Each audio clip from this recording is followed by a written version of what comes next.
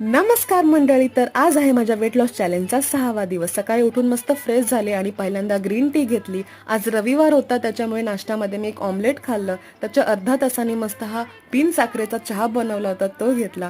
Mid morning स्नॅकमध्ये मी आज पेरू खाल्ला. हा पिंकवाला पेरू मला खूप जास्त आवडतो. आणि आज मस्त नॉनव्हेज डे होता, त्याच्यामुळे मी दुपारच्या जेवणामध्ये 1.5 भाकरी घेतली होती.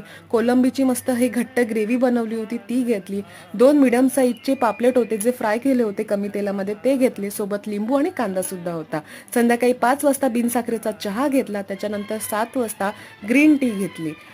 रात्रीच्या जेवणामध्ये मी चिकन केलं होतं. 2 मिडियम साईजचे पापलेट फ्राय केले होते, ते घेतले होते. ते कमी तेलात तळलेले होते. त्याच्यानंतर भात होता आणि सोबत कांदा सुद्धा होता. आज मला वर्कआउट करायला जमलं नाही, म्हणून रात्री जेवल्यानंतर चालायला गेले. मस्त अर्धा तास वॉक झाला.